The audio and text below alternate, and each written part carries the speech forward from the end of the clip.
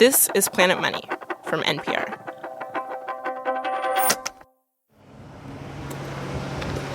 A few weeks ago, reporter Alex Mayasi and I headed to Canada to meet a leader of a small nation.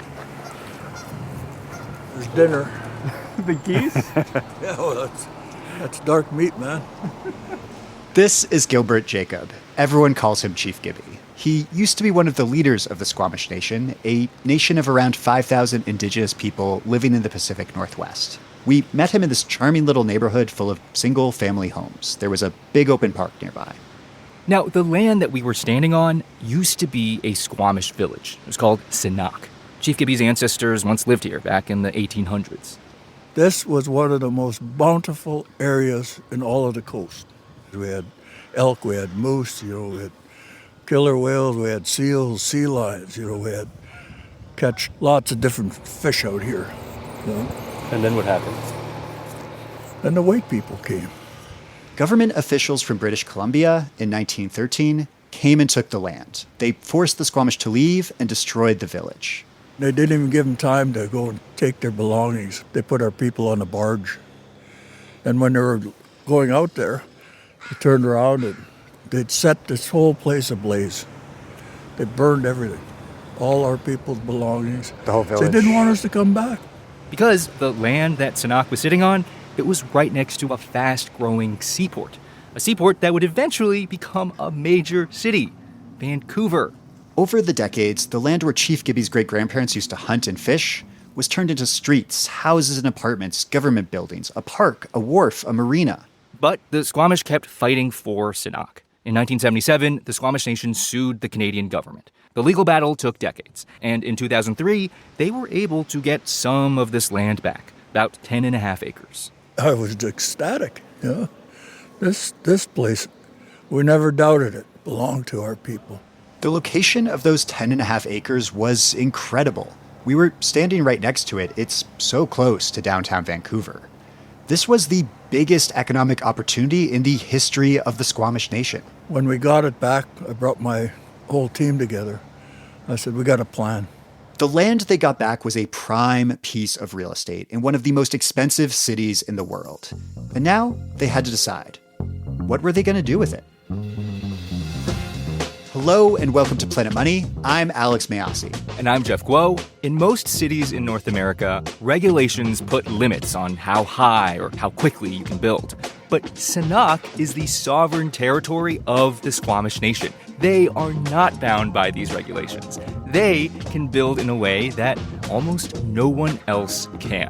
Today on the show, we follow the Squamish Nation as they live a kind of economic experiment. What would you build on a piece of land when all the normal rules go out the window?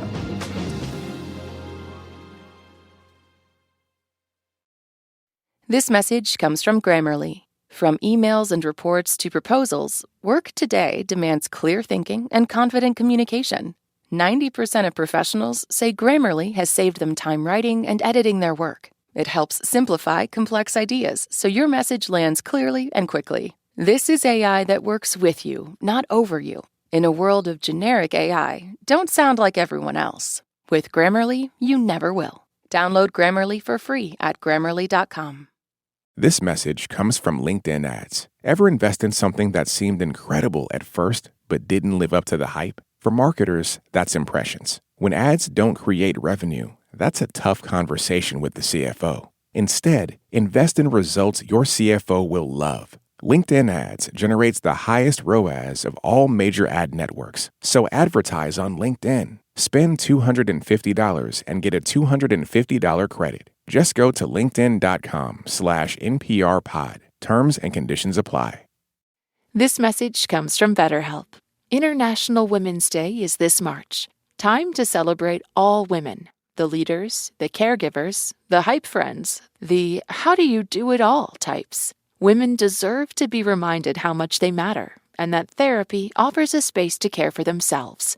BetterHelp makes it simple by matching you with a qualified therapist based on your needs and preferences. Visit BetterHelp.com/NPR for 10% off. Chief Gibby and the Squamish Nation had this once-in-a-generation opportunity. In 2003, they'd gotten back those 10.5 acres of undeveloped land, about the size of a large football stadium, in the middle of Vancouver. And right away, Chief Gibby knew what he wanted. I sat down with the whole consulting team. I said, this is our first opportunity, my people's first opportunity to get into development. This has to be a signature project. And Chief Gibby wanted their signature project to make money. After decades of being displaced, generations of Squamish had struggled. Growing up in the 1950s, when Chief Gibby was a young kid, he didn't have plumbing, didn't have running water. And since then, it had been hard for many Squamish people to catch up economically. So Chief Gibby's dream was to turn these 10.5 acres into a dependable money-making machine. Thought, I want to do an ATM. That's what I call these. Plug the card in every end of the month, the money comes out.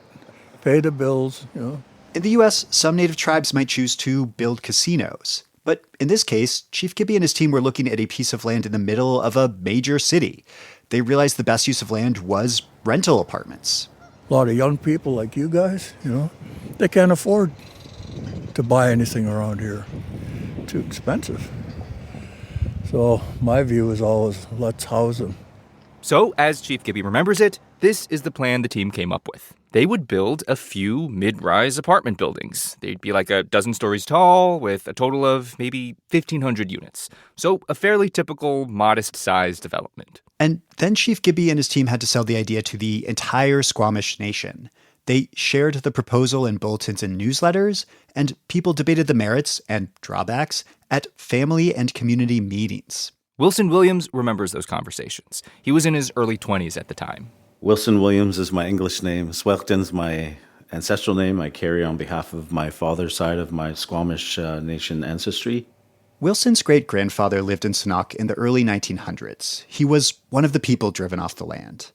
And at the time, when they were discussing Chief Gibby's plan, Wilson found himself thinking a lot about this one phrase, this saying that he'd often heard a Squamish elder repeat, about their responsibility to future generations. We got to start planning 7 generations ahead. Plan for 7 generations. What did that mean to you when you heard it? I had to go ask my mom, honestly. So this is the idea that you should be stewards of the land so that it can keep providing for your children and your children's children and, your children's children's children. It's a kind of popular idea in a lot of indigenous cultures. Wilson says he learned about it as a Squamish teaching to ensure the health and wealth of the next generations. We got to be prepared for the unborn children that are coming and make sure their survival and that they don't have to deal with what we've had to. This idea about providing for the future made Wilson think twice about Chief Gibby's proposal. And I was like, okay, this is it. How is it going to give us generations of wealth? And that wasn't justified enough to me, even as a young person.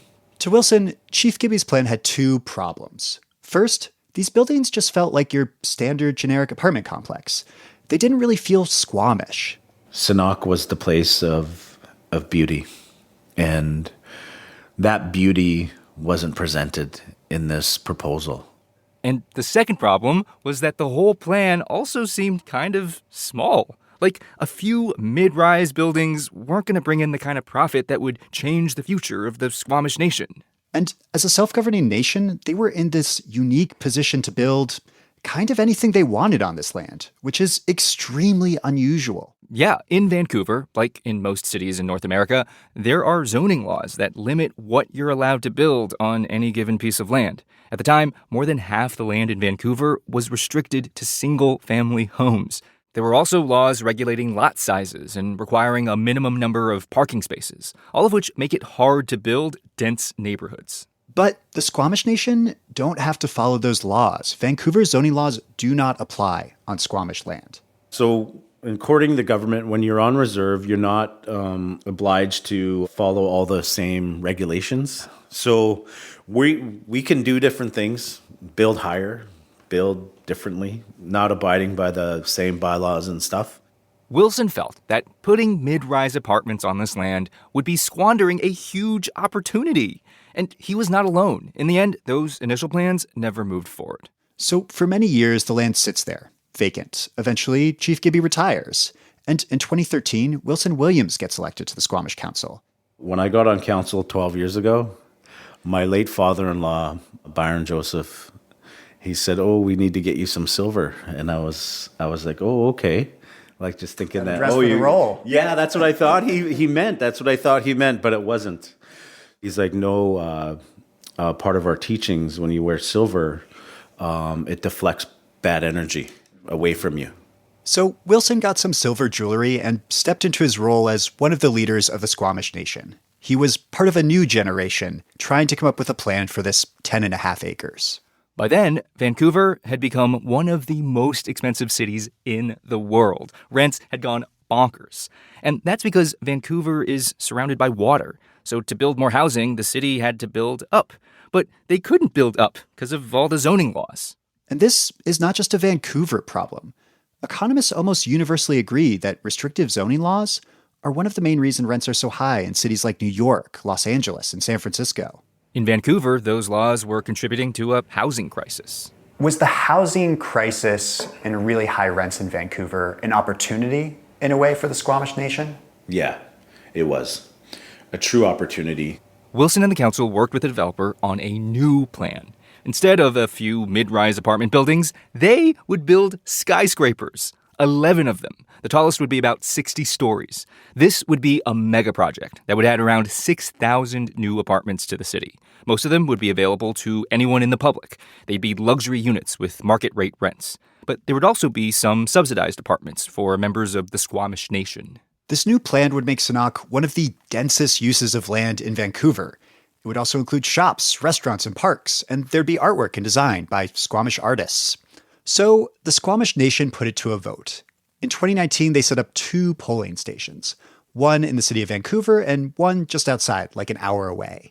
And when the ballots were counted, the Squamish Nation is very happy to announce that the Squamish people have given us a resounding mandate to move forward on the Senak development. So really, the evolution from that first proposal to now, that was music to the ears of our people. The announcement was big news in Vancouver. The Squamish were about to permanently make over the city skyline. And that is when the nasty letters started coming in. The rest of that story is after the break. This message comes from LinkedIn ads. Ever invest in something that seemed incredible at first, but didn't live up to the hype? For marketers, that's impressions. When ads don't create revenue, that's a tough conversation with the CFO. Instead, invest in results your CFO will love. LinkedIn ads generates the highest ROAS of all major ad networks. So advertise on LinkedIn. Spend $250 and get a $250 credit. Just go to linkedin.com/NPRpod. Terms and conditions apply. This message comes from Northwestern Mutual. One of the biggest money mistakes people make is putting off working with a financial professional. Northwestern Mutual will match you with a financial professional to build a plan based on what's important to you, finding new opportunities to help grow your wealth and protect what you've worked so hard for. Find a better way to money at nm.com. The Northwestern Mutual Life Insurance Company, Milwaukee, Wisconsin, and Northwestern Mutual Wealth Management Company. This message comes from Dell. Dell PCs with Intel inside are built for the moments that matter. Like a big project that can't be interrupted by an update. With long-lasting battery life, you can stay focused on what matters. Built for you. Dell.com/Dell PCs. This message comes from NPR sponsor Charles Schwab. When is the right time to sell a stock? How do you protect against inflation? Financial decisions can be tricky, and often your own cognitive and emotional biases can lead you astray. Financial Decoder, an original podcast from Charles Schwab, can help. Join host Mark Reapy as he offers practical solutions to help overcome the cognitive and emotional biases that may affect your investing decisions. Download the latest episode and subscribe at schwab.com/financial decoder. The Squamish Nation had decided 6 years ago to build huge towers on their 10.5 acres of land near downtown Vancouver. Oh. It's the closest I've ever been to a forklift. Last month, we went to visit the construction site. Hi there. How you doing? I'm Alex. Alex? Jacob. Very nice to meet you, Jacob. Come on in. Thank you. Do we need hard hats for this? Jacob Lewis III has helped to oversee the Senak development for years. 3 of the 11 towers are almost done. So this is Tower 3. I'd been reading about Senak for years, but seeing these towers in person, they're sleek and modern. Huge floor-to-ceiling windows made of tinted glass, story after story. Standing just feet away and craning my neck to see the top, the towers felt massive. The word tower feels appropriate when we're at the base of it, where they are. They are towering over us. Right. It's an impressive thing to be standing here. It's got that mountain topology designed into it, so you feel like you're at the base of a mountain, right? Yeah, the towers do evoke mountains, with a wide base, and they're a bit narrower at the top. They also have these orange accents. They've got orange balconies and giant orange panels of metalwork that kind of look like wishbones. Jacob says this shape is called a trigon. You see it in all kinds of Squamish artwork. This represents us. We've experienced so many years of erasure. It's very important for people to understand, whose land and territory they're visiting. To really understand this project they're building, Jacob took us up to the very top floor of the tallest tower so far. Hi. Hi. What floor are we going to? 38. 38? Yeah. The doors open to an active construction site. We walk past bare concrete pillars, exposed pipes, wires dangling from the ceiling.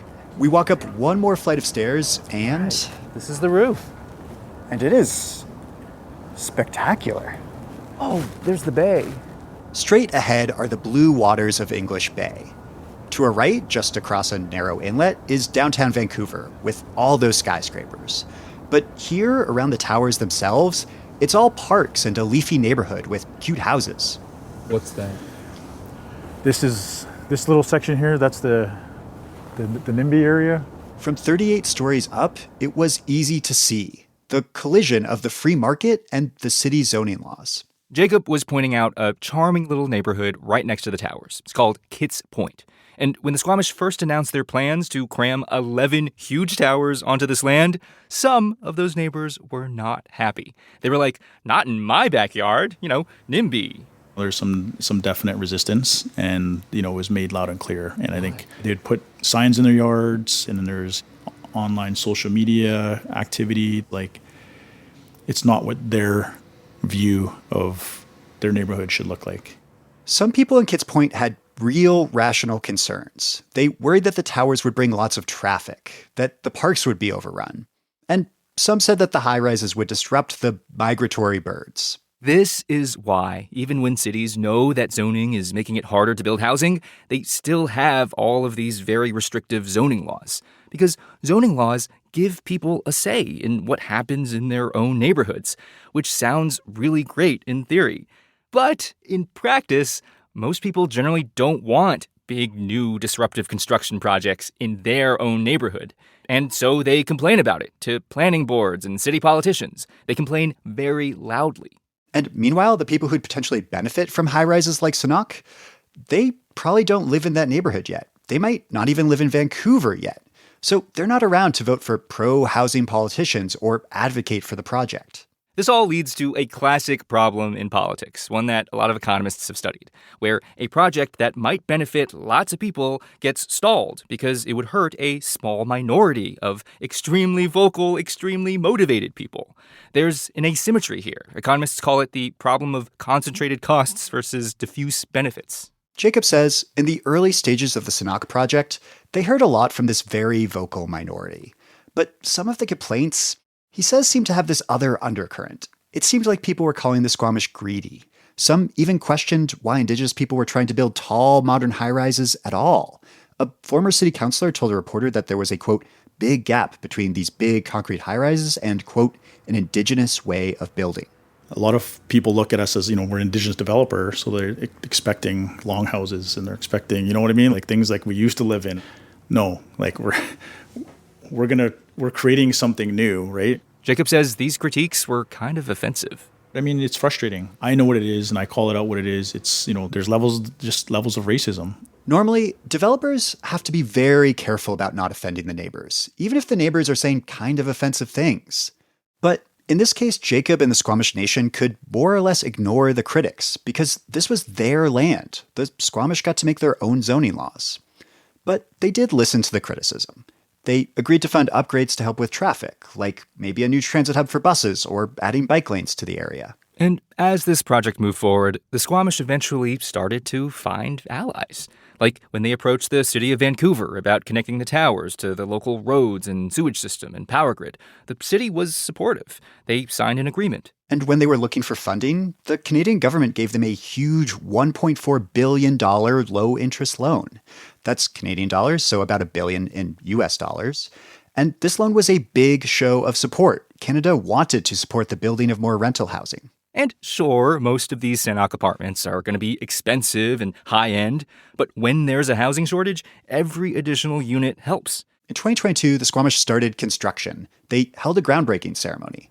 Squamish elders were there, the mayor was there, and so was Justin Trudeau, the prime minister.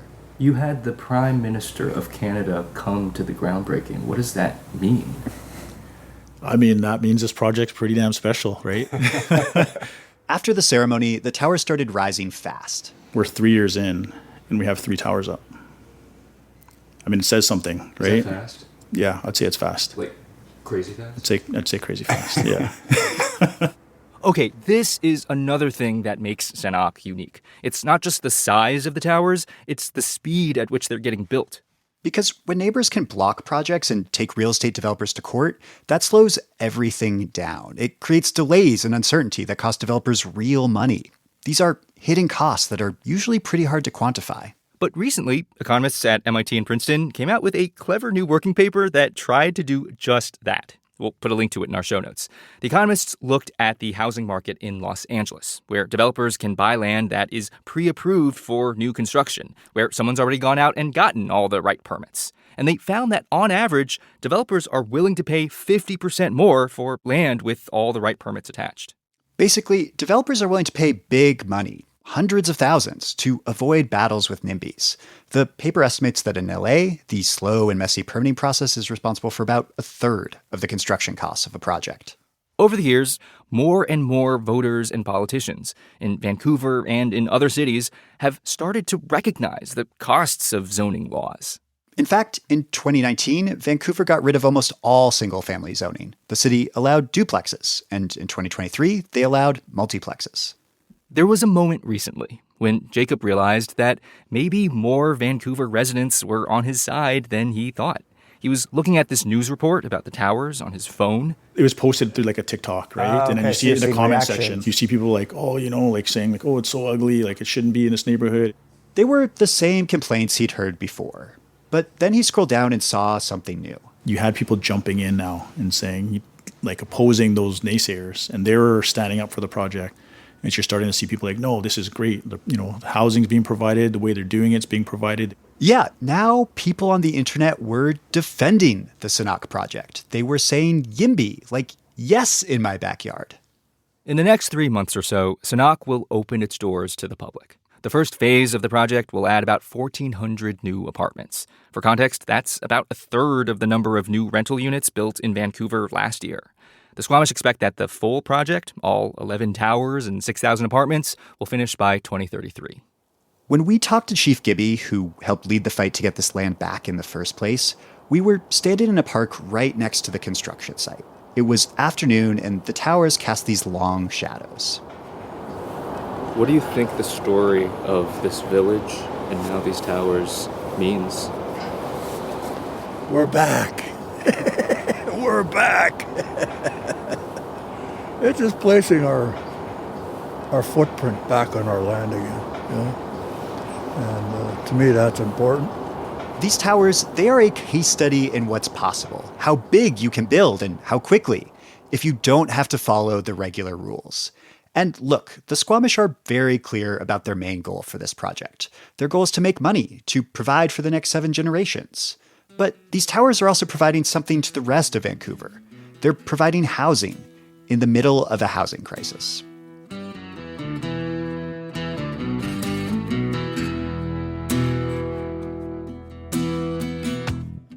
Alex, I think it is time to put you on the spot, because this entire episode was based on one of the chapters that you wrote for the Planet Money book. Yes, that's right. It was one of my favorites to work on.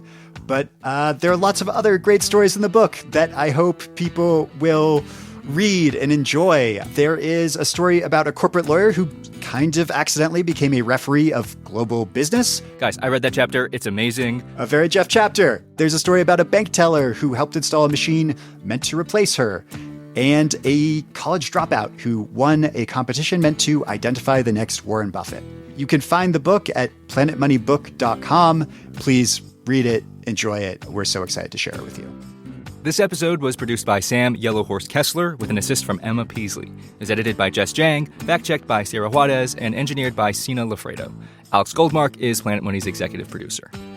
Special thanks to Pizzabook and to Daryl Fairweather, who, by the way, is an amazing housing economist and will be at our Seattle book tour event. I'm Alex Mayasi. And I'm Jeff Guo. This is NPR. Thanks for listening.